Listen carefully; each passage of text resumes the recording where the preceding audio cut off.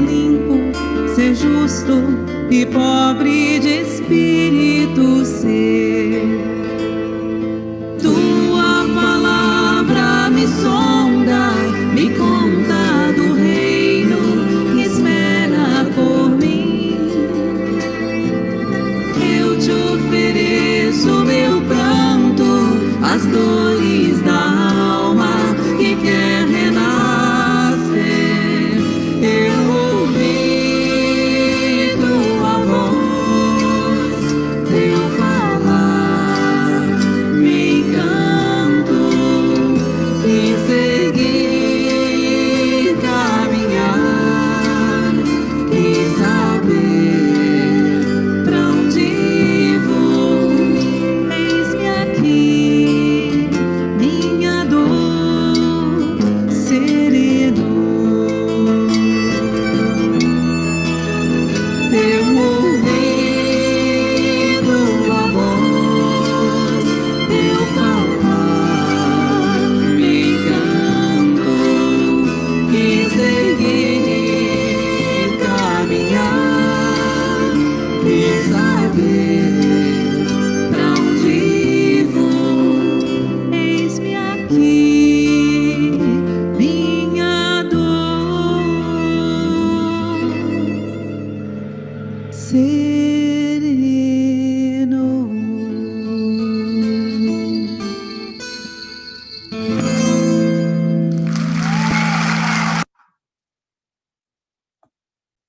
Muito bem. Boa noite mais uma vez a todos que foram chegando depois. Sejam todos muito bem-vindos no nosso estudo. Sei que o Evaldo gosta de Tim e Vanessa, lembrei dele quando eu escolhi essa música. Muito bom. A gente está iniciando o nosso estudo de hoje. Nós estamos trabalhando com o livro Sinal Verde.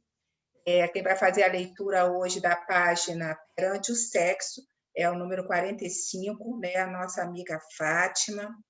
Eu vou dividir aqui a página com ela, e em seguida a gente continua o estudo, depois dos comentários e da prece, com o Evangelho segundo o Espiritismo. A gente está no capítulo 16, não se pode servir a Deus e a Mamon.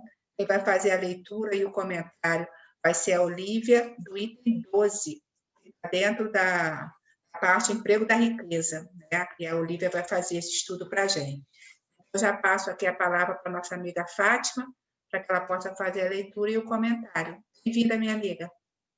Obrigada, uma boa noite a todos. Perante o sexo. Nunca escarneça do sexo, porque o sexo é manancial de criação divina, que não pode se responsabilizar pelos abusos daqueles que o deslustram. Psicologicamente, cada pessoa conserva, em matéria de sexo, problemática diferente. Em qualquer área do sexo, reflita antes de se comprometer, de vez que a palavra empenhada gera vínculo no espírito.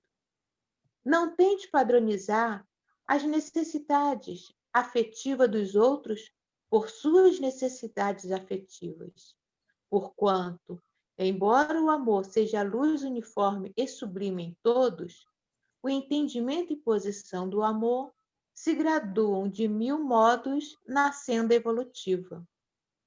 Use a consciência, sempre que se decidir ao emprego de suas faculdades genésicas, imunizando-se contra os males da culpa. Em toda comunicação afetiva, recorde a regra áurea: não faça a outrem o que não deseja que outrem lhe faça. O trabalho digno, que lhe assegure a própria subsistência, é sólida garantia contra a prostituição. Não arme ciladas para ninguém, notadamente nos caminhos do afeto, porque você se precipitará dentro delas. Não queira sua felicidade ao preço do alheio infortúnio, porque todo equilíbrio da afeição desvairada será corrigido à custa da afeição torturada através da reencarnação. Se alguém errou na experiência sexual, consulte o próprio íntimo e verifique se você não teria incorrido no mesmo erro se tivesse oportunidade. Não julgue os supostos desajustamentos ou as falhas reconhecidas do sexo, e sim, respeite as manifestações sexuais do próximo, tanto quanto você pede respeito para aquelas que lhe caracterizam a existência, considerando que a comunhão sexual é sempre assunto íntimo entre duas pessoas. E vendo duas pessoas unidas, você nunca pode afirmar com certeza o que fazem.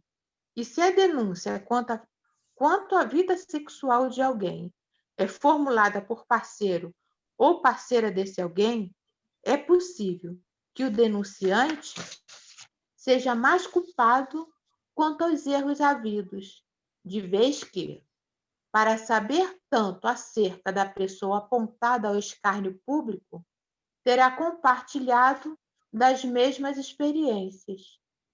Em todos os desafios e problemas do sexo, cultive a misericórdia para com os outros, recordando que, nos domínios do apoio pela compreensão, se hoje é o seu dia de dar, é possível que amanhã seja o seu dia de receber. Sexo é energia procriadora, criação divina, mas que é desonrada pela repressão ou pela irresponsabilidade gerada pelo prazer desregrado, ditado pela modernidade, onde tudo é permitido para ser aceito por um grupo, ou pelo pecado, onde o sistema de preconceitos, mitos, tabus e culpabilidade decorre de ideologias religiosas e culturais. Joana chama atenção para a responsabilidade decorrente das atitudes do livre-arbítrio, em que toda ação gera uma reação de mesma intensidade e que devemos nos atentar aos excessos das energias sexuais.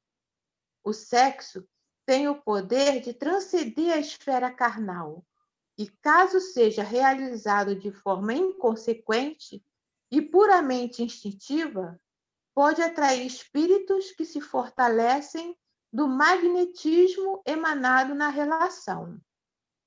A nível psicológico, no livro O Despertar do Espírito, no capítulo Problemas Psicológicos Contemporâneos, Joana de Ângeles relata: Freud, com muito acerto, descobriu na libido, desejo sexual, a resposta de inúmeros transtornos psicológicos e físicos, psiquiátricos e comportamentais que afligiam o ser humano.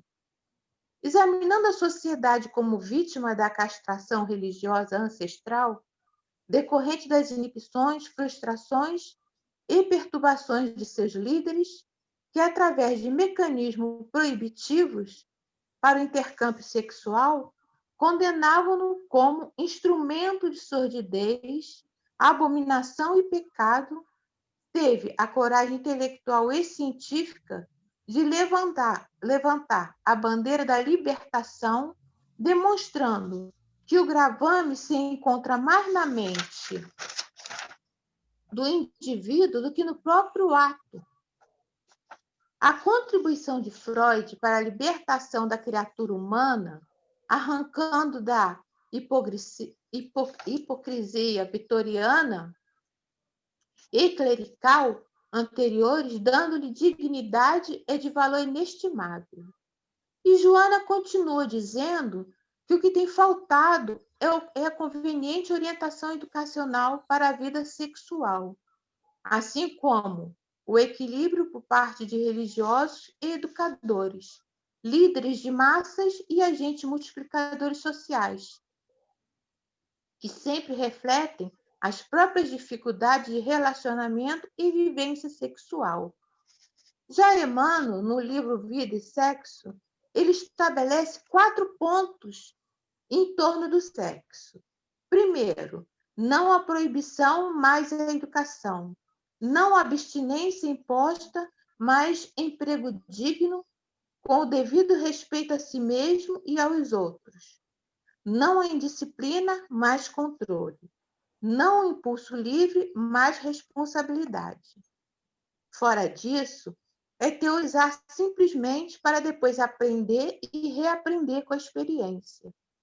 Sem isso, será enganar-nos, lutar sem proveito, sofrer e recomeçar a obra da sublimação pessoal, tantas vezes quantas se fizerem necessária, porque a aplicação do sexo ante a luz do amor e da vida é assunto pertinente à consciência de cada um. Conclusão: na visão humana, sexo responsável é aquele praticado com cautela para evitar gravidez indesejável, prevenção da AIDS, enfim, de todas as doenças sexualmente transmissíveis.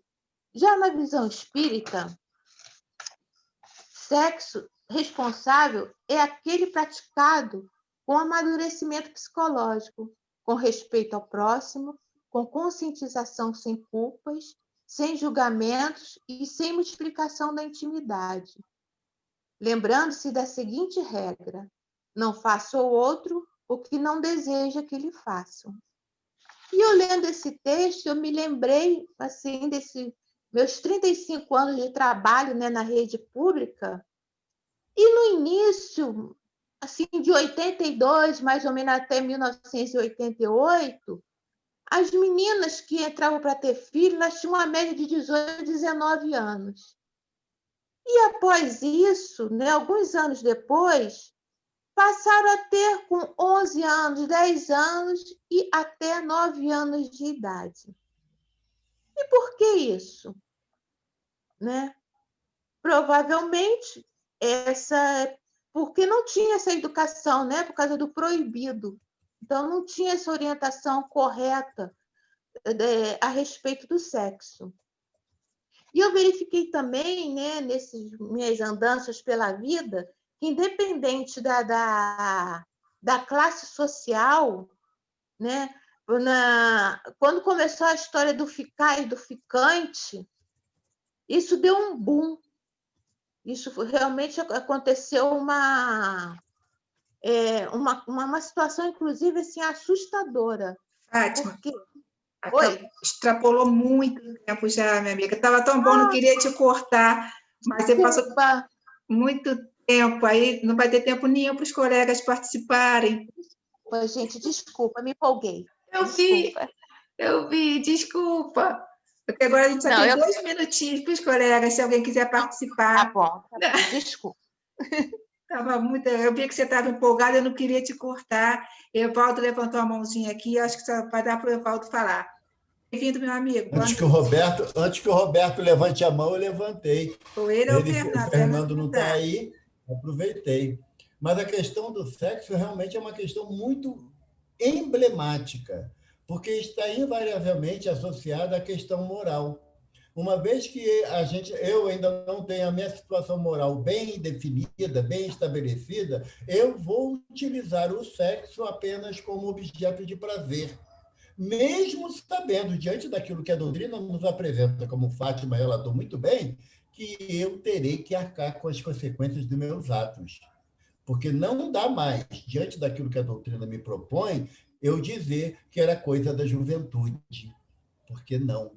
Eu tenho consciência que sou um espírito imortal e as minhas responsabilidades a partir de determinada faixa de idade, que André Luiz coloca em torno dos 14 anos, que agora, como a Fátima falou, já está sendo reduzida essa faixa de consciência espiritual, então eu me torno responsável pelas minhas atitudes e pelas forças sexuais que eu uso à revelia da minha moral. Parabéns, Fátima. Obrigado. Muito bom, Evaldo. A gente já tem a consciência exata, né? Nós já temos a consciência exata do que nós escolhemos para nós. Muito bom, meu amigo. Vou passar de volta para a Fátima para fazer a nossa prece inicial, tá bom, amiga? Tá bom, gente. Mais uma vez, desculpa, tá? Depois estava ótimo, eu não queria te parar. Vamos lá. Senhor Jesus, Senhor Deus, espiritualidade amiga, mais uma vez aqui reunidos, Senhor, em Teu nome, para mais um estudo. Agradecemos, Senhor, pela oportunidade Agradecemos a esse amigo, irmão João, de todas as horas, que a todo instante está a nos amparar, a nos proteger, a enxugar as nossas lágrimas e a falar: presente, estou aqui. Agradeço de coração e peço a esses amigos espirituais que fiquem conosco, hoje e sempre. Graças a Deus. Assim seja, minha amiga. Graças a Deus. Agradeço mais uma vez a você o excelente estudo que fez, que eu acho que dá uma palestra. Jane, anota aí. E ao Evaldo pela contribuição. Muito obrigada. Eu passo agora para nossa amiga Olívia. Bem-vinda, minha amiga. Boa noite. Boa. Deixa eu separar aqui o Evangelho para dividir aqui a tela com você. Pode começar, se quiser. Capítulo Evangelho do Espiritismo, capítulo 16, item 12. Quando considero a brevidade da vida, sou dolorosamente atingido pela incessante preocupação da qual é motivo para vós o bem-estar material, enquanto dedicais tão pouca importância e consagrais tão pouco tempo ao vosso aperfeiçoamento moral, que vos será levado em conta na eternidade. Poder-se-ia acreditar, ao ver a atividade que desenvolveis, que se trata de uma questão do mais alto interesse para a humanidade, quando, quase sempre, trata-se de satisfazer as vossas necessidades exageradas, à vaidade ou de vos entregardes a excessos. Quantas penas, quantos cuidados, quantos tormentos cada um se impõe, quantas noites passadas sem dormir para aumentar uma fortuna, muitas vezes mais do que suficiente. Por cúmulo do absurdo, não é raro verem-se pessoas que, por um amor sem limites à fortuna e aos prazeres que ela proporciona, sujeitam-se a um trabalho penoso e se vangloriam por viverem uma existência de sacrifícios e de méritos, como se trabalhassem para os outros e não para si mesmos. Insensatos, então acreditais realmente que vos serão levados em conta os cuidados e os esforços dos quais o egoísmo, a cobiça ou o orgulho são a causa, enquanto negligenciais o cuidado com o vosso futuro, assim como os deveres que a solidariedade fraterna impõe a todos aqueles que desfrutam das vantagens da vida social? Se haveis pensado no vosso corpo, seu bem-estar e seus prazeres foram os únicos objetivos da vossa solicitude egoísta. Por ele que morre, negligenciastes vosso espírito, que sempre viverá. Assim, esse senhor tão mimado e acariciado tornou-se vosso tirano. Ele comanda vosso espírito, que se fez seu escravo. Seria esse o objetivo da existência que Deus vos deu? É um espírito protetor, Cracóvia, 1861. Esse texto, a primeira reflexão é a que ele coloca no final.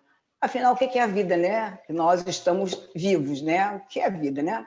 E o Livro dos Espíritos, no capítulo 2, no item 133, tem a resposta. Os espíritos que desde o princípio seguiram o caminho do bem têm necessidade de encarnação? A resposta: todos são criados simples e ignorantes e se instruem nas lutas e tribulações da vida corporal. Deus, que é justo, não podia fazer felizes a uns sem fadiga e sem trabalho, e, por consequente, sem mérito. E tem uma pergunta, uma subpergunta. Mas então, de que serve aos espíritos terem seguido o caminho do bem, se isso não os isenta das penas da vida corporal? A resposta chegou mais depressa ao fim. Além disso, as dificuldades da vida são muitas vezes a consequência de imperfeições do espírito. Quanto menos imperfeições, menos tormentos. Aquele que não é invejoso, nem ciumento, nem avaro, nem ambicioso, não sofrerá as torturas que se originam desses defeitos. Então, é a vida. E qual o objetivo da vida, né? Nós temos uma vida eterna, espiritual, nós temos nossa finitude e fingimos que não sabemos na maioria das vezes. Ainda mais assim a sociedade ocidental. A gente sempre finge que não vai acontecer conosco. E vamos sempre protelando. E no livro Parábolas e Ensinos de Jesus, tem a parábola do tesouro escondido. O reino dos céus é semelhante a um tesouro que, oculto no campo, foi achado e escondido por um homem, o qual, movido pelo gozo, foi vender tudo que possuía e comprou aquele campo. Está em Mateus, capítulo 13, versículo 44. O homem tem resumido a sua tarefa na terra a procurar tesouros e achar tesouros, a esconder tesouros, a vender o que possui para comprar campos que tenham tesouros. Para quem trabalha homem na terra? Para quem estuda? Para quem luta? A ponto de matar seu semelhante? Para possuir tesouros. Quando matar seu semelhante, gente, juro que me lembro dos políticos e de toda a situação que nós vivemos na humanidade desde sempre, aonde sempre o mais forte, o mais poderoso acaba se aproveitando e realmente, de alguma forma, prejudicando o outro. Jesus, sabendo os artifícios que o homem emprega na conquista dos tesouros, fez do tesouro escondido uma parábola comparando o reino dos céus, fê-lo naturalmente, para que os que recebessem esses conhecimentos também empregassem todo o seu talento, todos os seus esforços, todo o seu trabalho, toda a sua atividade, todos os seus sacrifícios na conquista desse outro tesouro, ao que ele chamou imperecível, lembrando que a traça e a ferrugem não o corrompem e os ladrões não o roubam. Quando nós temos esse tesouro, que é o Evangelho, e assim a doutrina espírita, ela vislumbra um novo olhar, um olhar mais palpável, mais claro, onde nós podemos ver com muita clareza a nossa posição e a dificuldade que nós temos de seguir. E aí ele continue: o reino dos céus é um tesouro oculto no mundo, porque os grandes, os nobres, os guias e os chefes das seitas religiosas não querem fazê-lo aparecer à humanidade. Mas, graças à revolução, aos ensinos espíritas, hoje é muito fácil o homem achar esse tesouro.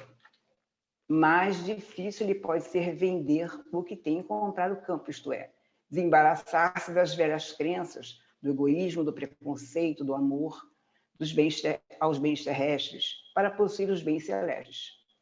Materializado como está, o homem prefere sempre os bens aparentes e perecíveis, porque os considera positivo. Os bens reais e imperecíveis, eles julgam abstratos. E eu acho que a gente deve meditar sobre isso, porque e aí eu acho que é outra reflexão que eu faço, que a gente faz. Qual o significado que nós damos ao nosso conhecimento e como ela faz a nossa vida ser significante para o que nós acreditamos e para o que nós estudamos e pelo que a gente está aqui nesse propósito, não é? Porque não é uma coisa fácil. Tem vários estudos que mostram como é difícil a mudança, de vez em quando eu falo isso, e com a pandemia teve novos estudos, onde mostra realmente que a maioria das pessoas copiam umas às outras, mesmo tendo o conhecimento, por exemplo, tem que usar máscara. Se todo mundo está sem máscara, a maioria não vai usar. Todo mundo tem que lavar a mão, mas os estudos mostram que se quase ninguém lavar a mão, é bem possível que a pessoa olhe, não vou lavar também, pronto, né? Isso mais ou menos justifica por que muitas vezes nós sabemos e nós simplesmente não seguimos.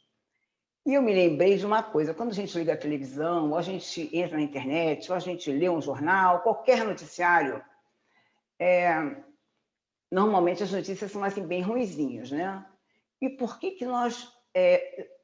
para o lado mais ruim e repetitivo, de anos, de milênios, né? Porque a gente as mesmas notícias, com outras caras, com outras cidades, né? Com uma outra linguagem. E aí eu resolvi fazer um desafio a mim mesma. Eu vou procurar 4 notícias boas em algum lugar, né? Achei, vou dividir com vocês. E então, não sei se vocês conhecem todas, né? Porque temos que ser inéditos, né? Até porque, se nós não formos inéditos, continuaremos só preocupados com o material e com a polarização e com tudo isso que todo mundo conhece, eu não preciso falar. Então, eu não sei se todos vocês conhecem, mas eu não conhecia, tá? Esse eu conhecia, assim, ontem. Olívia, Chuck Fanny é agora ex-milionário, cofundador do Dutch Free, doou mais de 8 bilhões de dólares para caridade, universidades e fundações em todo o mundo. Ele ficou apenas com 2 milhões para ele e para sua esposa. Ele tem 89 anos e lançou uma campanha para convencer os mais ricos do mundo a doarem também. E aí, ele, durante uma entrevista, ele colocou assim, eu vou resumir, né? Eu até escrevi para mim não esquecer, eu não vejo motivo para adiar a doação. Eu não precisava nem de morrer, ele estava doando quando estava vivo, né? E aí ele coloca que ele vê os outros aproveitarem do dinheiro e ajudar pessoas que não tinham nada, no mundo todo, fariam ele muito feliz. Como a gente está acostumado só ao contrário, eu falei, vou levar para a gente pensar, né? Uma coisa nova, né, gente? Ele já está saindo de lá, né? amiga, Bom, eu desculpa, achei... acabou o tempo, só para você ir finalizando, por favor. Tá. Bill Gates também, ele está numa campanha para fazer o Covid a $3. Então, ele está financiando. Então, por que não procurarmos coisas novas para que a gente também possa ver um outro olhar sobre a nossa própria responsabilidade e significado da nossa vida também? Só isso. Muito bom.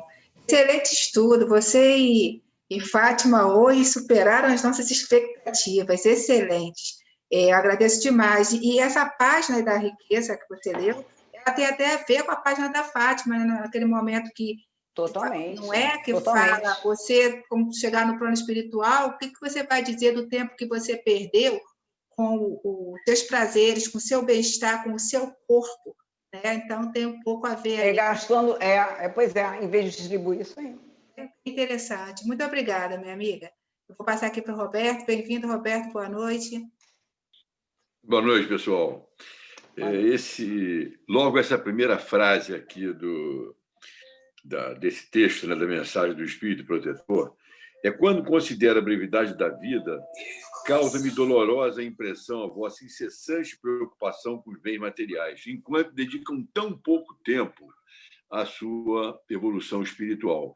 Nós vemos que os nossos mentores se desdobram para que a gente possa, desde a época de Jesus e antes, se desdobram para que a gente inverta essa ordem de valores. Eu estou me lembrando aqui da parábola do Lázaro com o homem rico, né?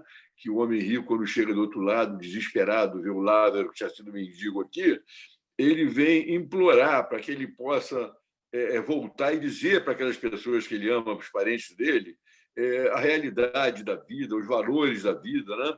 Porque ele tinha sido egoísta e ele ficou preocupado com os filhos quando chegou no plano espiritual. E foi dito para ele que que os profetas todos já traziam essa informação. Mas é que esse negócio não entra na nossa cabeça. Nós temos esse vício atávico de quase que fazer vamos dizer assim, das coisas do ganho material uma virtude, como se fosse a religião nossa, fosse o trabalho e exageradamente, muitas vezes, quando a pessoa fala, não, porque eu tenho a minha necessidade, as necessidades certamente são desequilibradas, são exageradas. Então, essa lição, assim, para mim, tem essa expressão que nós temos que ter esse cuidado muito grande para não ficarmos escravizados e dedicarmos o nosso tempo, a nossa energia às coisas materiais somente. Nós temos que saber que as coisas materiais é para que esse corpo que nos foi emprestado possa se manter aqui da melhor maneira possível, mas que nós estamos aqui para nos aprimorarmos espiritualmente. E isso é difícil de entrar na nossa cabeça. A gente fala, pensa, mas para botar no coração mesmo é difícil. Botar no coração e botar no dia a dia, né, Roberto? Na prática mesmo. Muito obrigada pelo seu comentário, amigo. Vou passar aqui para o Evaldo. Bem-vindo, amigo. Ninguém fala, né, Adriana? A gente tem que ficar falando toda hora, né? Eu fiquei tão feliz no outro dia que eu não tive tempo para falar, e eu gosto muito disso. Por incrível que pareça, pode parecer ao contrário, mas eu gosto quando eu não tenho tempo para falar. Eu até coloquei ali no chat que Fátima e Olívia estão comprometidas de dar mais participações mediante a lucidez que trouxeram o tema para a gente. Ficaram, não, gente, a gente tem que aprender. E um vai aprender com o outro. Né? Mas parabéns, tá, Olívia, para você e para a Fátima, pelo trabalho de vocês. E eu estava lembrando, a Olívia estava falando, eu estava lembrando que o Dalai Lama disse que o ser humano é um ser muito estranho, que ele passa a vida toda gastando a sua saúde para ganhar dinheiro, para quando chegar na velhice, gastar o dinheiro para recuperar a saúde que ele perdeu. É incoerente isso. Mas por quê? Como o Roberto falou, por quê? Porque a gente não ouve e não aprende aquilo que Jesus fala.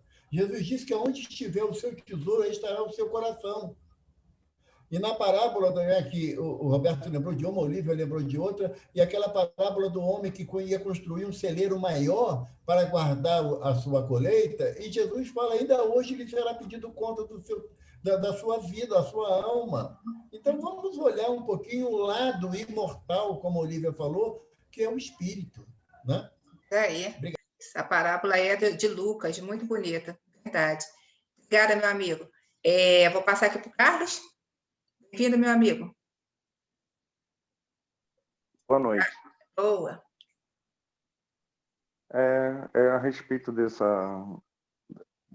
estudos que estão se reportando a respeito eu lembro do Gilberto, que ele nos trouxe várias vezes de espíritos comunicantes se lamentando do tempo desperdiçado. Entendeu? Então, acho que o pessoal está muito voltando assim, para dinheiro, e a gente tem que lá naquela palestra da Norma, que ela nos apresentou vários tipos de tempo, que é o tempo, que é a saúde, que é, né?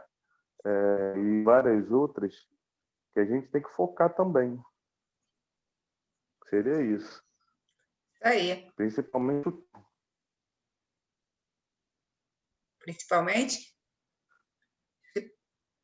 o tempo. Exatamente, Carlos. Por tempo isso desperdiçado, que o Gilberto sempre... Sim. Eu recomendo mais uma vez o texto do Humberto Campos, no Tribunal do Relógio. Excelente, para nos ensinar como perdemos tempo e nos surpreendermos de como a gente deve fazer e agradecer essa oportunidade de estarmos aqui para fazer esse tempo aquilo que Jesus espera de nós. Muito obrigada, meu amigo, obrigada, Roberto, obrigada, Evaldo, mais uma vez pelos comentários, e eu passo de volta, então, Olívia, muito obrigada pelo teu estudo, e passo para a Fátima para ela fazer a nossa prece final, tá bom, Fátima? Tá bom. Senhor, agradecemos, Senhor, por esse estudo, Senhor, que veio nos esclarecer, que veio plantar mais uma semente em nosso ser, e que saibamos, Senhor, diariamente regar essa semente, para que possa dar fruto, Senhor. Que possamos sempre lembrar do nosso próximo e podermos, Senhor, distribuir em Teu nome cada semente, Senhor. Agradecemos, Senhor, a todos esses amigos espirituais que sempre se faz presente em nossa caminhada. Muito obrigada, graças a Deus. Que assim seja, graças a Deus. E fica, mais uma vez, a recomendação aí para a Jane anotar no caderninho o tema que você tratou hoje. É um tema, às vezes, um pouco tabu, né? As pessoas ficam meio assim para falar, mas é um tema que a gente encontra na doutrina espírita em várias obras, né? E eu acho que dá para desenvolver bastante para uma palestra. Eu acho que seria muito interessante. Tá bom, minha amiga? Agradeço mais uma vez a todos vocês e deixo um beijo no coração e boa noite. Até amanhã. Boa noite. Beijo, obrigada. Boa noite. Obrigada, tá? Boa noite a todos. Obrigada. Boa noite, pessoal. Boa noite. Boa noite, Olívia. Parabéns. Oh. Parabéns, Fátima. Obrigada.